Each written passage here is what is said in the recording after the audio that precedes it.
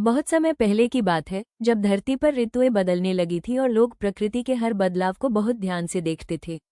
भगवान सूर्यदेव आकाश में अपने निश्चित मार्ग पर चलते हुए पृथ्वी को प्रकाश और ऊर्जा देते थे। सूर्य की किरणों से ही जीवन चलता था, खेतों में फसलें लहलहाती थीं और मनुष्य का जीवन आगे बढ़ता था।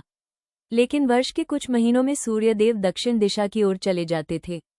इस समय को दक्षिणायन कहा जाता था। दक्षिणायन के दौरान दिन छोटे हो जाते, रातें लंबी होने लगती और ठंड धीरे धीरे बढ़ जाती।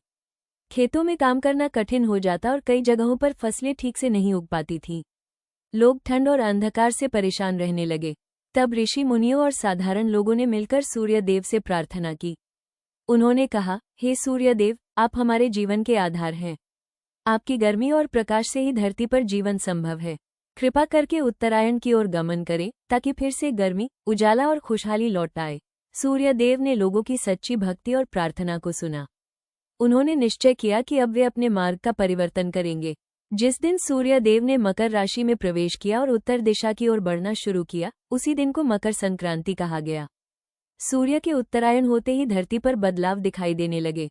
दिन धीरे धीरे लंबे होने लगे, ठंड कम होने लगी और खेतों में नई फसलें उगने लगी। किसानों के चेहरों पर मुस्कान लौट आई। लोगों के जीवन में फिर से आशा और उत्साह आ गया। इस शुभ दिन को यादगार बनाने के लिए लोगों ने सूर्यदेव की पूजा की।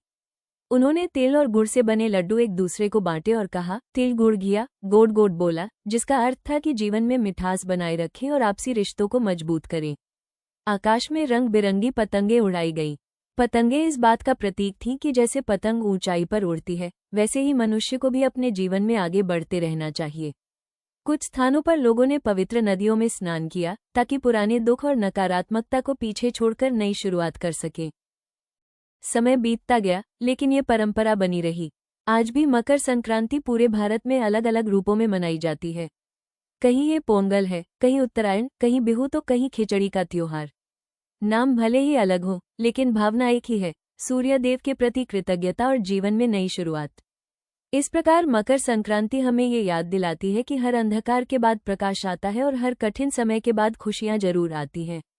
खैर, जैसे सूर्य उत्तरायण होकर अंधकार से प्रकाश की ओर बढ़ता है, वैसे ही हमें भी जीवन में हर मुश्किल के बाद उम्मीद और सकारात्मकता के साथ आगे बढ़ना चाहिए। अगर आपको यह मकर संक्रांति की कहानी पसंद आई हो, तो कृपया इस वीडियो को लाइक करें और ऐसी ही नई नई कहानियां सुनने के लिए हमारे चैनल को सब्सक्राइब करना न भूलें। अगली कहानी में फिर मिलेंगे, तब तक आप सभी को मकर संक्रांति की हार्दिक शुभकामनाएं।